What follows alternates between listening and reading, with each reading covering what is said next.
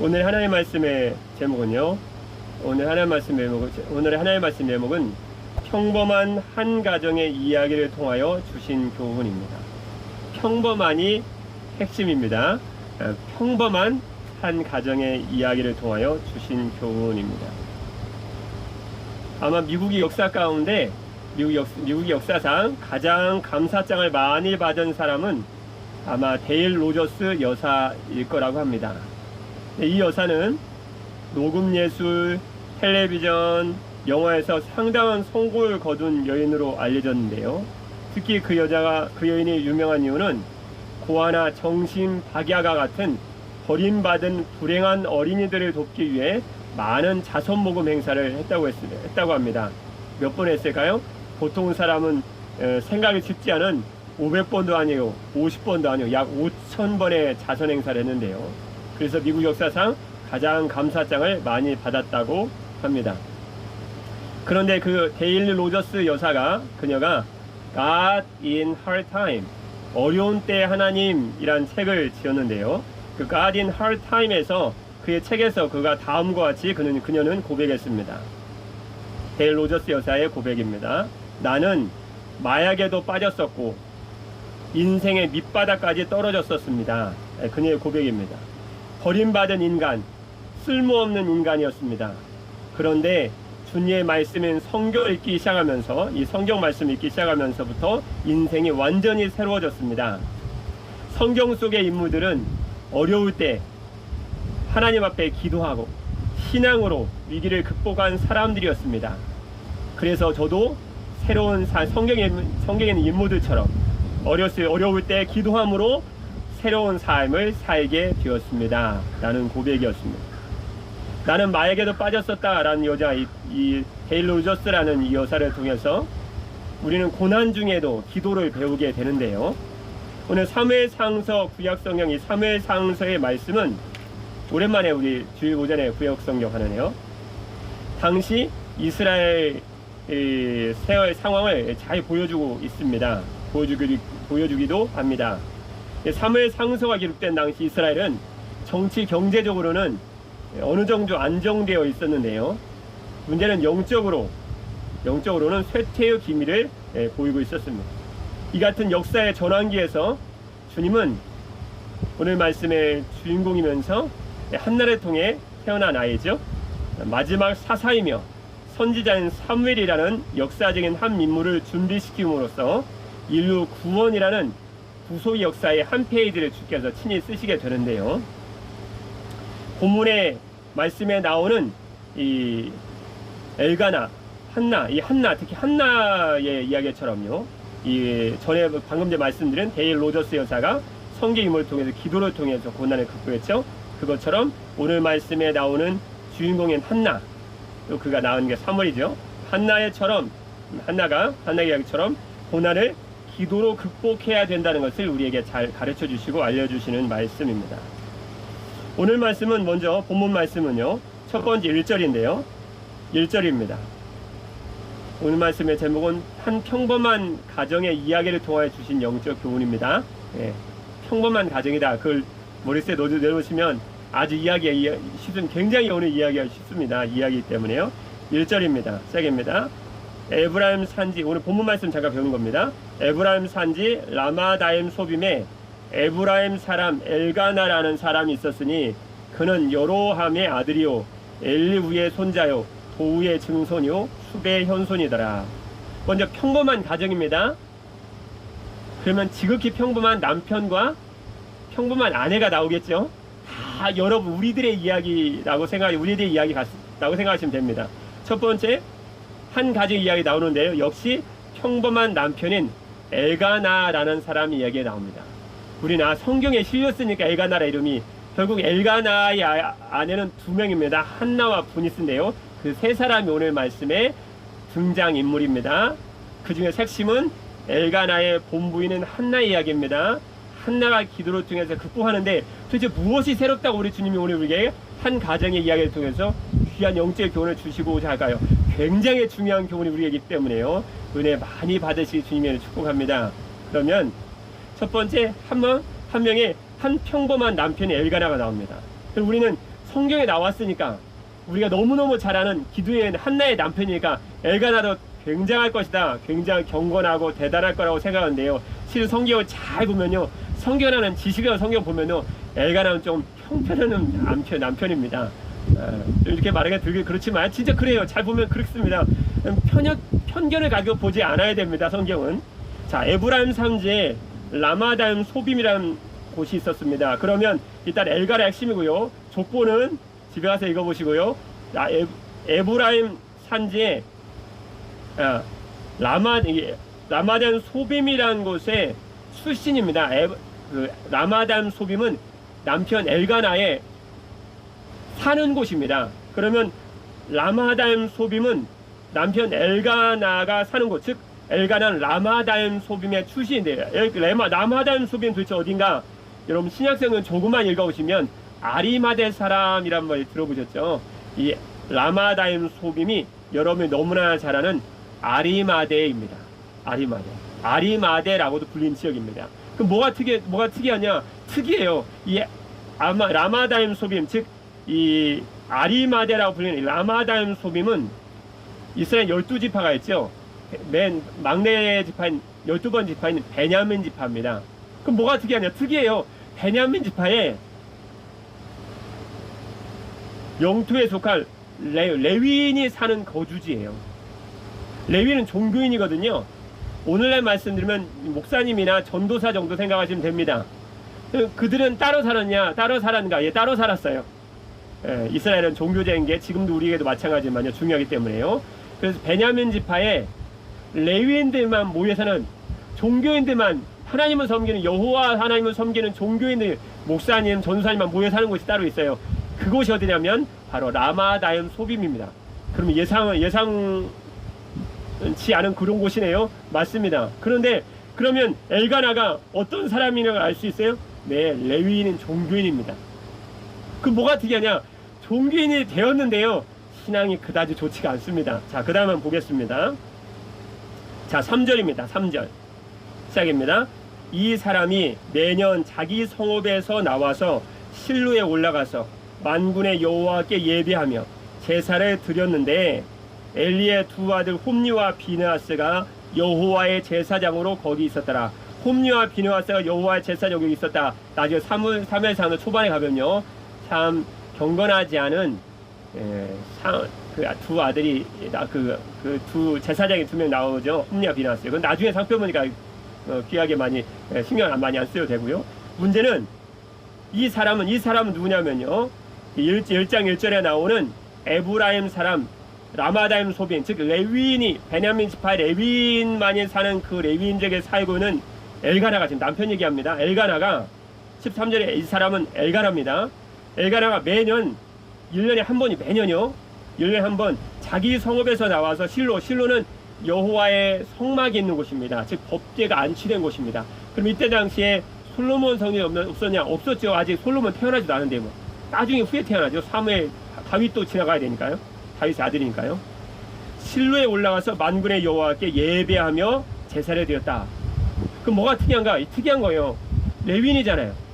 더군다나 이스라엘 백성들은 20세 이상으로 남자들은 의무가 있어요. 무슨 의무가 있었을까요?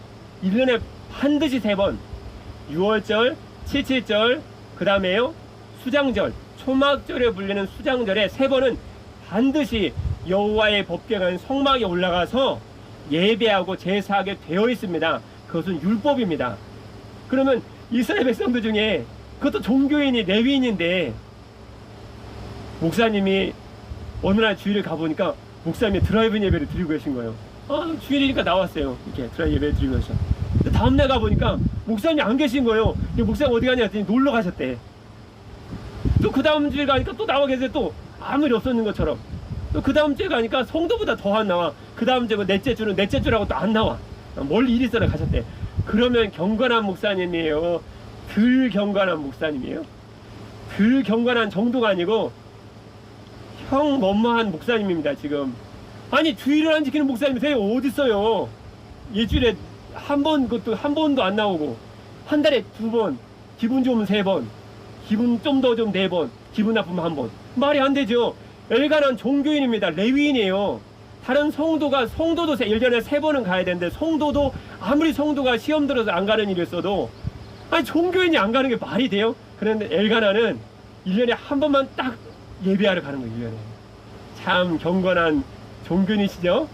엘가나의 신앙이었어요. 이 엘가나의 신앙을 보면서 종교는 레위인도 하물며 그 정도인데, 그때 당시 하나님을 섬긴다고 하는 주의 백성들이 얼마나 주님을 제대로 섬기지 않는지 그들의 영적인 상황을 너무 잘 알 수 있는 대표적인 말씀입니다. 이해되시 믿습니다. 너무 평범 이하의 인물인 주님이 소개시켜 주신 거예요. 여러분, 한나의 기도의 사람, 한나의 남편이라니까 편견을 갖고 매년 갔으니까 그게 아닙니다. 1년에 3번 가야 되는데 3번도 안 가서 2번 빼먹으시고 한 번 먹으려는 종교인이에요. 이것도 전도사님 그럼 되겠습니까? 목사님이. 성도는 안 가도 가야죠. 성도도 가야지. 1년에 3번. 그건 우리가 주일날 하나님께 예배하는 성도가 주일에 한 번 예배하는 거 너무 당연하잖아요. 뭐 수요예배, 새벽 예배하는 것도 너무 당연하겠지만 적어도 주일은 성수해야 되잖아. 근데 종교 레위인도 성수를 않는 거예요. 오늘날 주일 지키듯이 그들 1년에 3번은 가야 된다라고 생각하면 여러분 이해가 너무 쉬울 줄 믿습니다. 주일 잘 성수하니 여러분의 주일 여러분 축복합니다. 할렐루야. 네, 주일 잘, 네, 다음 주에 안 나오시면 제가 아주 전화를 하셔가지고 네, 엘가나 생각하시면 돼요. 엘가나 신앙이 옳은 게 아니에요. 한 평범한 남편의 이야기, 엘가나의 이야기를 드렸습니다.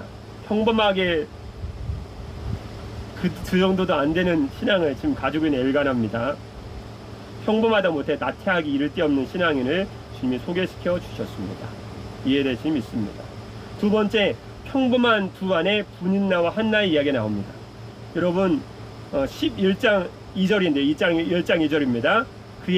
그에게는 레위인인 엘가나에게 두 아내가 있었으니 한 사람의 이름은 판나요, 한 사람의 이름은 분인나라. 분인나에게는 자식이 있고 한나에게는 자식이 없었더라. 여러분, 목사님에게 아내가 둘 있으면 성도 다 떠납니다. 시험 들어. 그건 시험이 아니고 시험 드는 거. 근데 엘가나가 종교인이에요. 근데 어느 날 주일에 보니까 사모님한테 사모님 안녕하세요 했더니 그 다음 날 가보니까 사모님 바뀌었어. 목사님 저분 누구예요? 내가 중혼했잖아. 중혼 이중결혼 몰랐어요? 엘가나가 종교인인데 하나님이 엄하게 그만 이중결혼한 거예요. 중혼. 참, 영적인 상태가 이러면 안 됩니다. 여러분 목사님들 결혼 한 번만 하십시오. 사모님들 빨리 가셨다고 결혼 2번 하는 게 아닙니다. 벌써 좋다고 재혼하면 성도들이 시험 들어요. 정건하지 못하다고. 근데 하물며 한나라는 본처가 살았는데 분인나를 데리고 들은 거예요. 여러분들 감사하고 정말 여러분 남편에게 감사하지 주의를 축복합니다. 여러분 혼자 데리고 사시잖아. 옛날 이야기지만 하나님은 아내를 한 명 얻으라고 주님이 창세기에서 분명히 말씀해 주셨거든요. 말라기서 말씀에 하나님 영이 유효할지라도 경건한 자녀를 얻기 위해서 한 남자 한 남편만 하나님 예비하셨다, 그렇게 말씀해 주신 줄 믿습니다. 오늘 말씀해 보니까요, 그러니까 두 명이 이제 서로 분쟁을 하겠죠. 서로 질투심이 생겨서요. 거기 2절 끝에 보니까요, 분인나에게는 자식이 있고 한나에게는 자식이 없었더라 는 말씀이 있습니다. 자, 말씀 계속 보겠습니다. 그 두 여인이 이제 분쟁을 하죠. 질투가 났어요. 4절입니다. 엘가나가 제사를 드리는 날에는 제물의 분깃을 그의 아내 분인나와 그의 모든 자녀에게 주고, 6절 말씀이요. 여호와께서 그에게 임신하지 못하게 하심으로 그의 적수인 분인나가 그를 심히 격분하게 하여 괴롭게 하더라. 문제가 무슨 일이 발생했을까요? 1년에 한 번 것도 올라가는데요, 제사를 드렸습니다. 아마 1년에 히브리인들은 1년에 3번 반드시, 성인 남자는 반드시 가야 될 절기가 있는데요, 6월절 가장 큰 명절입니다. 7.7절 여러분 오순절에 아시죠? 그 다음에 수장절이라고 마지막 추수를 마치고 다 저장한 다음에 그래서 수장이에요. 그 다음에 절기를 지키는 수장절, 초막절이라는 절기가 있었습니다. 그런데 이 한 번 올라갔으니까 제일 큰 절기는 6월절에 간 것 같아요. 그런데 오늘 말씀에 보니까요, 제물을 4절 말씀에 보니까요, 엘가나가 제사를 드리는 날에는 6월절 제사죠, 제물의 분깃을 그 아내 분인나와 그의 모든 자녀에게 주고, 제물을 주님께 드렸을 경우는 드린 사람이 그걸 나눌 수 없습니다. 단 예외가 있어요. 화목제의 경우에. 화목제의 경우는 하나님과 또 사람과의 화목을 주님이 원하시기 때문에요. 어떤 걸 허락하셨냐면요. 제물을 하나님께 드린 다음에 제사장이 먼저 제사장이 분기를 뗍니다.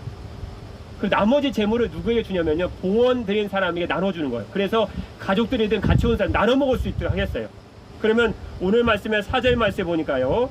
그의 아내 분인나와 그의 자녀에게 제물을 주었다. 고기를 주었다. 하나님께 고기 드리고 그 고기를 나눈 것을 봐서 분명 화목제물입니다. 근데 문제가 있습니다. 5절 말씀에 한나에게는 갑절을 주고 나머지는 갑절이 아니고 준 거예요. 분인나와 그의 자녀들에게는. 여자분들, 남자분들 마찬가지만 질투심이 얼마나 크십니까? 그러니까 분인나가 분이 나죠. 이름대로 분이 났어요. 그래가지고 어떻게 하냐면요. 6절 말씀에 한나는 2절 말씀에 봤지만 한나는 자식이 없고 분인나에게만 자식이 있거든요. 그러니까 6절 말씀처럼 분인나가 그를 심히 격분하게 하여 괴롭게 했다 그랬습니다. 결혼해서 아이를 낳는 것은 하나님의 은총과 사랑을 받았다는 증표라고 생각했거든요. 그러니까 한나가 본부인이 자녀가 없었다는 건 너는 하나님께 사랑도 못 받고 하나님께 버림받은 자라고 여겨지게 충분한 이유가 됐다는 거죠. 가뜩이나 남편이 자기 아내 본부인 한나만 사랑하죠. 계모도 자기 자녀가 자기는 조금만 주고 한나에게는 2배로 주니 갑절을 주니까 질투심이 하늘 찌르죠. 그래서 계속 결혼해서 아이도 못 낳는 여자라 그래서 몹시 괴롭게 하고 업신여기면서 무시하는 것, 심히 격분하여 괴롭게 했다. 그래서 한나가 자기 몫으로 돌아온 재물도 고기도 먹지 않고 눈물만 흘리는 장면이 나옵니다. 7절입니다. 7절 같이 한번 읽겠습니다. 시작입니다. 매년 한나가 여호와의 집에 올라갈 때마다 남편이 그같이 한나에게는 갑절 주고 나머지 자녀에게는 조금만 주고 분인나가 그를 격분시킴으로 막 무시하고 업신여기고 화를 돋구고 눈물을 날 때까지 눈물하게 하는 거죠. 눈물나게 그가 울고 한나가 울고 먹지 아니하니 라는 말씀이 나옵니다. 그리고 오늘 말씀에 이제 우리에게 이 평범한 한 가정의 이야기, 그럼 두 여자가 서로 질투해서 한 여자를 못살게 구고 눈물나게 하고 눈물 쏙 빠지게 하고 무시하는 것 늘상 있는 일이 아니었나요? 역사 가운데 드라마만 틀면 그런 일 많이 있잖아요.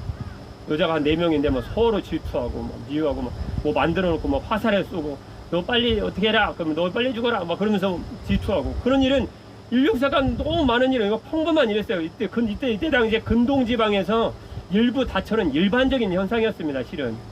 근데 그 이야기가 왜 성경에 기록되냐는 거예요.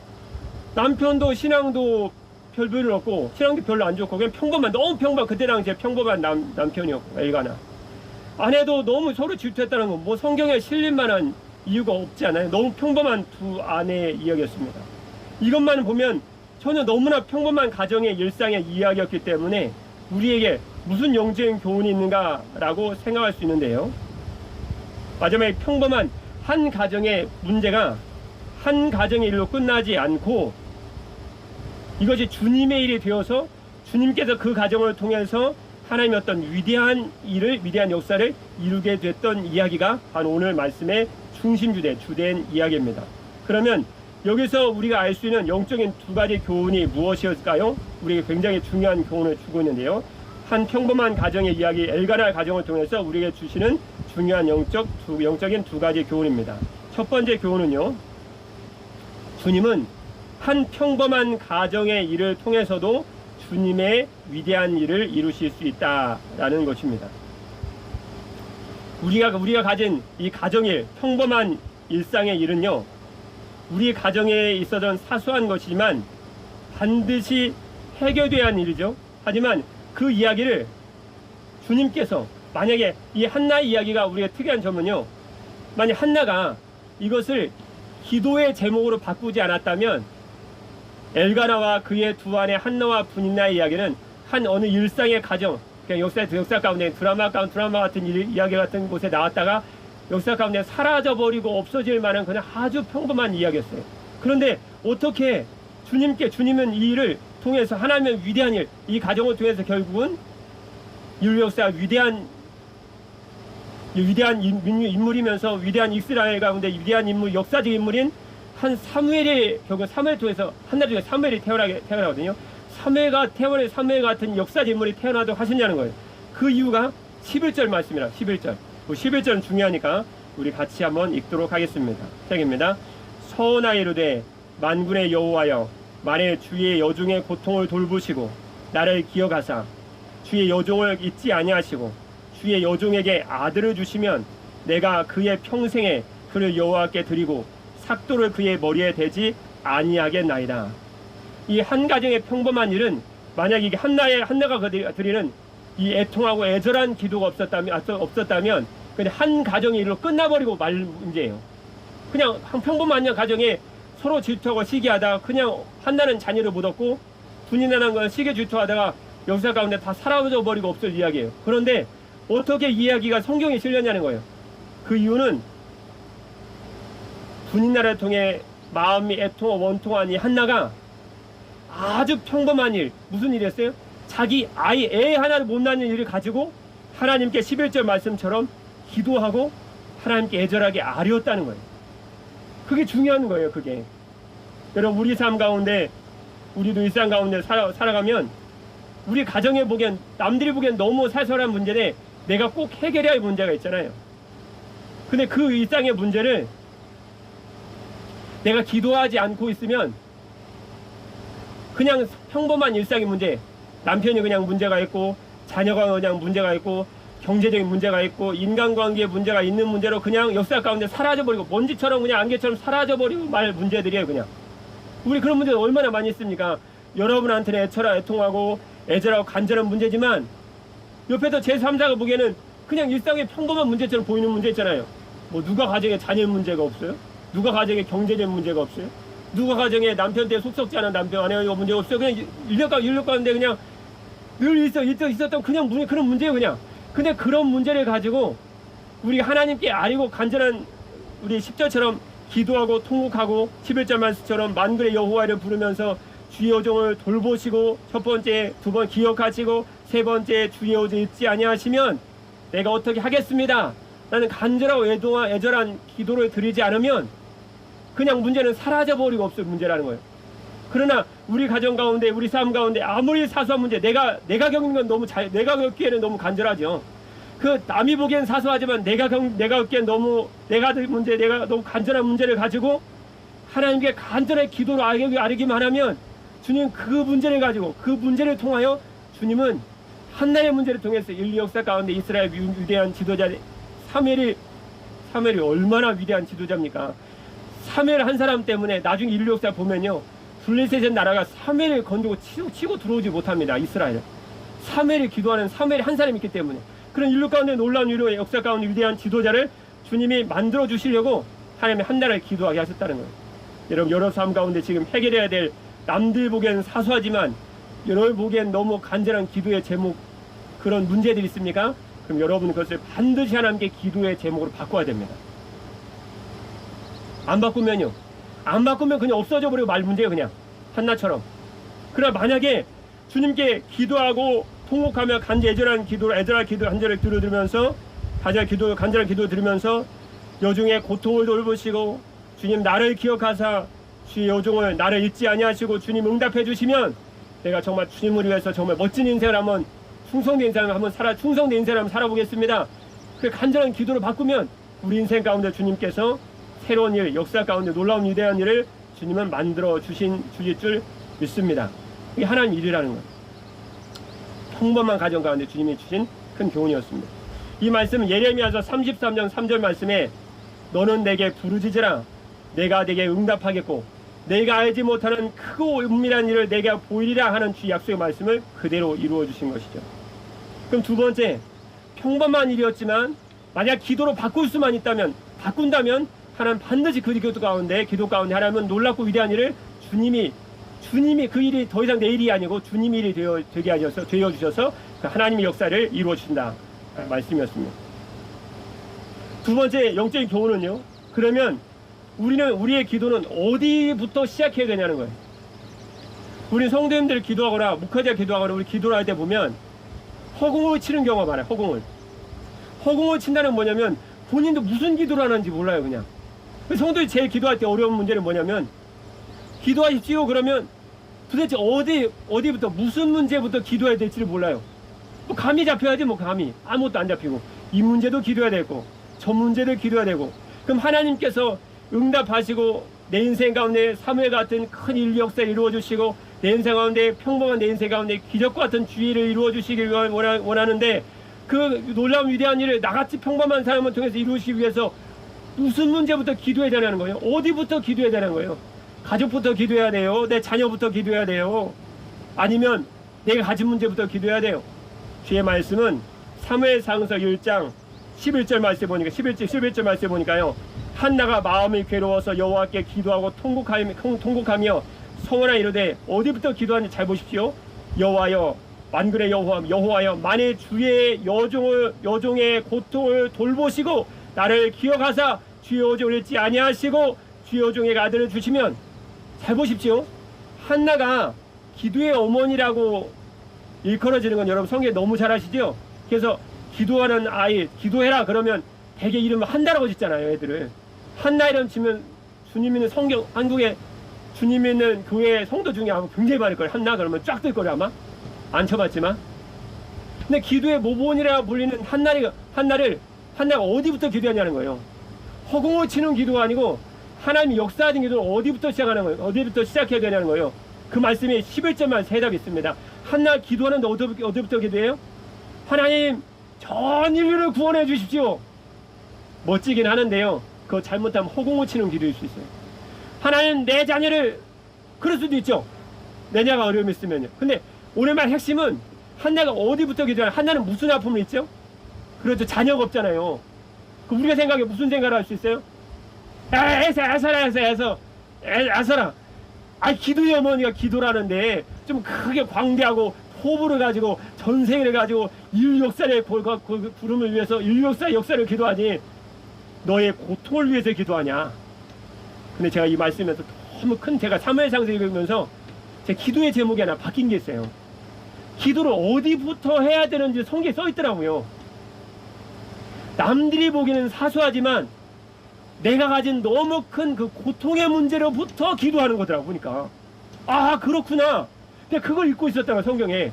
그러니까 전에는 성경에 인류 역사의 큰 것을 위해서 전 세계에 저 알지도 못하는 민족과 저 지구의 반대편에 지구 반대편에 누구 있는지 알아요? 본인도 모르면서 지구 반대편에 바다 있으면 어떻게 할 거야? 바다에 물고기를 기도할 거야? 근데 보니까 성경 보니까요. 한나가 위대한 기도의 어머니가 될 수 있었던 비결이 나와 있었더라고요. 한나는 왜 하나님은 한나의 기도 가운데 반대로 뒤집어보면요. 한나가 주님께서 어떻게 한나의 기도를 통해서 역사하셨는가 그 비결이 나옵니다. 한나에게 아픔을 주셨던 거예요. 주님의 입장에서 보면 이 아픔을 주신 분이 누구예요? 우리 일거수일투족을 아시고 우리 불꽃 같은 눈을 우리 보시는 우리 주님이시잖아요. 우리 그걸 믿으시죠? 우리 주님은 창조하셨을 뿐만 아니고 우리를 다스리고 통치하시고 이끄시고 다스리거든요. 그게 위대한 하나님의 섭리라는 거. 섭리 다스릴 수 없 다스리. 근데 우리 모든 문제 하시고 우리 인생의 길을 하시고 우리 인생 인도하시고 우리 자녀 문제와 우리 인생을 하시는 주님께서 한나의 문제를 모르시겠냐는 거예요. 한나의 문제에 악이 없는 고통이 그냥 우연히 태어나냐는 거예요. 아니라는 거예요. 그래서 사무엘상 1장 열면서 사무엘상서에 사무엘의 어머니는 한나의 기도부터 나온 거예요. 근데 하나님이 어떻게 그 역사 가운데 그의 인생 가운데 여기를 하셨냐는 거예요. 한나에게 아픔을 주신 거예요. 남들이 보기엔 너무 흔한 이야기. 남들이 드라마에 보면 너무 쉬워서 그냥 타타도 이런 얘기 돌려버릴 이야기인데 한나에게는 너무나 하나님의 사랑의 은총이 높아서 아픔이었던 아들의 아픔을 위해서 기도하기 시작한 거예요. 나의 여종의 고통을 돌보시고. 그런데 위의 역사는 거기로부터 시작하더라는 거예요. 여러분의 하나의 위대한 역사는 저 산 너머 저 지구편에 알지도 못한 종족의 누구 아니에요. 내 안에는 아픔부터 시작하는 거예요. 하나님 나 허리가 정말 아프거든요. 하나님 내 자녀가 정말 아프거든요. 하나님 내 남편이 너무 어리고 지금 방황하고 있거든요. 우리 가정 문제가 이거거든요. 여종의 고통을 나의 고통을 돌아보시고 기억하시고 생각하시면 하나님 내가 이 은혜를 주님께 잊지 않고 하나님의 영광을 위해 살겠습니다. 이 기도예요. 너무나 놀라운 기도의 제목을 주신 거예요.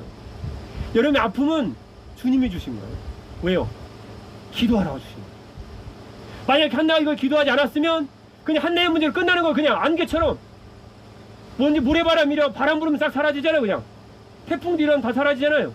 이걸 한나가 기도의 제목으로 바꾸지 않고 여종의 아픔과 고통이라고 하나님께 아뢰지 않았으면 그냥 사라져버리는 문제예요. 근데 한나는 지혜롭죠. 역시 기도의 어머니죠. 그 기도로 바꾼 거예요.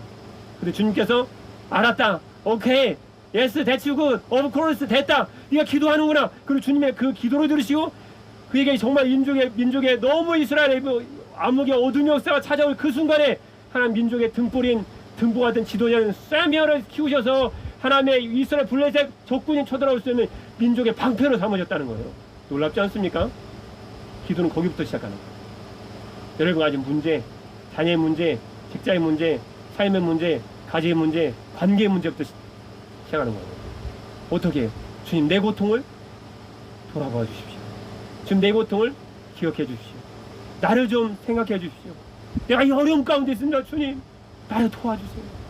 거기부터 시작되는 거예요. 민주의 역사는. 놀라운 주님의 기도의 방법을 우리에게 주님께 가르쳐 주셨습니다. 내가 가진 문제는 결국 하나님께서 구하라 그리하면 주실 것이요, 찾으라 그리하면 찾아낼 것이요, 문을 두드리라 그리하면 열릴 것이냐. 그러니까 내가 가진 문제는 재앙이고 저주인자인데 사무엘상서 1장 열자마자 그게 아니었다는 거예요. 지금 나를 통해 하나님의 위대한 일을, 민족의 위대한 역사를 위대한 일을 이루시려고 내가 기도의 제목을 주신 거예요. 관계의 아픔을 주시고 만내음을 주시고 삶의 상황의 어려움 주신 거예요. 그럼 민족의 역사의 아픔을 가지고 우리는 어떻게 해야 돼요? 주님, 나의 고통을 돌아봐 주십시오. 주님, 이 여종을 기억하여 주십시오. 주님, 내 문제를 생각해 주시고 주님, 나를 좀 돌봐주시면 하나님, 이 문제를 통해 해결을 통해서 내가 정말 사무엘 같은, 샘슨 같은 위대한 주님의 역사를 한번 이 땅 가운데 이루어주고 주님의 보좌 앞에 나가겠습니다. 이렇게 우리는 기도할 수 있다는 것입니다. 어느 TV에 이런 프로가 있었습니다. 여느 어떤 물리학자가 TV 프로그램이 나왔습니다. 그래서 성중들에게 물어보는 거예요. 어떤 야구 선수가 배트를 가지고 있습니다. 어떤 투수가 공을 갖고 던집니다. 평범한 공이면 배트에 맞고 안타를 맞고 아니면 아웃되겠죠. 번트를 되겠죠. 그러나 이 투수가 보통 투수가 아니기 때문에 공을 빛의 속도로 던진 거예요. 과하게 단어는 C죠. 빛의 속도로 딱 던진 거예요. 그러면 이 평범한 야구 선수가 공을 배트 딱 댔습니다. 그러면 어떤 반응이 일어날까요? 라는 것이 그 TV 프로그램이 일어났던 물리학자의 질문이었습니다. 여러분, 평범한 투수입니다. 평범한 타자도 평범한 타자입니다. 자, 평범한 배트입니다. 평범한 공이 날아온 거예요. 탱크가 날아온 거 아니에요. 그냥 쳤습니다. 근데 공에 단 한 가지 차이점이 있어요. 빛의 속도로 날아오는 거예요. 주님 밀어주셨는지. 그러면 공이 배트에 맞는 순간 무슨 일이 발생하냐는 거예요. 물리학자의 대답입니다. 놀라운 말이 나왔습니다. 아무도 대답 못하게 이렇게 얘기합니다. MC 스퀘어 아시죠? MC 스퀘어. 모래주기 하는 그 기계 말고요. MC 스퀘어. 아인슈타인이 말한 상대성 이론이죠. 이 에너지는 어디서 나오는가? M 질량에다가 야구공의 무게에다가 C 빛의 속도죠. 지금 야구공이 빛의 속도 날아가잖아요. C에다가 제곱을 한 걸 곱한 거라는 거예요. 뻥 터지는 거예요. 뻥 터지는 것이 아니고 핵폭발이 일어나는 거예요. 공도 평범하고 배트도 평범하고 투수도 평범하고 타자도 평범한데 한 가지 차이가 있어요. 이 작은 공이 빛의 속도로 슉 날아가는 거예요. 그러면 배트에 맞는 순간 MC 스퀘어 에너지는 작은 공의 무게에 상관없이 빛의 제곱과 부딪혀가지고 핵폭발이 일어난다는 거예요. 물리학자의 고백입니다. 우리 인생도 평범합니다. 우리 가진 인생도 평범합니다. 기도 제목도 평범합니다. 우리 가정도 평범해요. 남편도 평범합니다. 나도 평범해요. 그래, 기도를 믿음으로 하나님께 드리면 빛의 속도로 날아가는 거예요. 뻥 터지는 거예요. 믿음의 역사예요. 그게 한나에게 일어나는 거예요. 한나에게. 한나가 가진 문제는 평범한 문제였어요. 엘가나도 평범하다 못해 너무 신앙이 떨어져요. 한나가 배웠는데 한나도 별 볼일 없어요. 왜냐면 분이나가 분내게 하면 자기도 울 수밖에 없어요. 펑펑 우는 여자에 힘도 없어요. 그런데 한나가 다른 건 뭐냐면 이 평범한 문제를 가지고 MC 스퀘어 빛의 속도로 하나님께 기도를 드려버리는 거. 믿음을 가지고. 빛의 속도는 믿음이죠. 그게 하나님과 만나는 순간 핵폭발이 퐁 일어나는 거예요. 거기서 갑자기 사무엘이 태어난 거예요. 사무엘. 야구공이 배트에 맞는 순간 일어난 것은 핵폭발이에요. 핵폭발. 주님 이처럼 주님께 믿음으로 된 기도의 능력은 우리의 능력은 너무 작은 것이지만 하나님은 워낙 크신 분이시기 때문에 우리가 주님께 믿음으로 드린 기도는 산도 옮길 만한 놀라운 기적과 은혜를 우리에게 여러분에 가져다 줄 수 있음을 여러분 믿으셔야 됩니다. 그래서 누가복음 17장 6절 말씀에 주님은 누가복음 말씀에서 이렇게 우리의 주님 말씀해 주셨습니다. 주께서 이르시되 너희에게 겨자씨 하나일 만한 믿음, 겨자씨 하나는 이스라엘 백성에게 가장 작은 씨라는 관용의 관용어. 가장 작은 씨 그럼 겨자씨 하나일 만한 믿음이 우리에게 있었다라면 이 뽕나무 뿌리 있잖아요. 뽕나무더러 뿌리가 뽑혀 바다에 심겨라 하였을 것이요 그것이 너에게 퐁 순종하였으리. 하나님 믿음의 능력입니다. 믿음의 능력이. 마가복음 11장 23절 말씀에 내가 진실로 너에게 이르노니 누구든지 산더러 들려 바다에 던져지라 하며 그 말하는 것이 이루어질 줄 믿고 마음에 의심치 아니하면 그대로 되리라.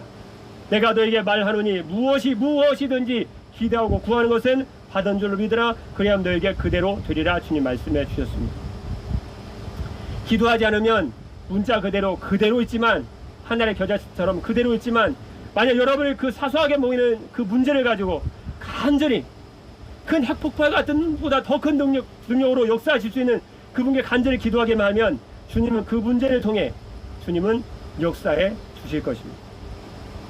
사랑하는 성도 여러분, 자신이 가진 문제들을 가지고 주님께 간절히 기도하지는 않으시겠는지요? 빛의 속도로 야구에 공이 부딪히면 핵폭포 같은 놀라운 일이 일어나는 것처럼 위대하고 놀라운 일들이 여러분의 가정과 삶 가운데 일어날 줄 믿습니다. 하나님께서 여러분에게 드리는 너무 사소하게만 보이지만 그러나 너무나 간절한 기도 제목을 통해서 살아계신 주님의 역사하심이 여러분의 가정과 삶과 직장 가운데 일어나기를 주님의 이름으로 축복합니다. 기도하겠습니다.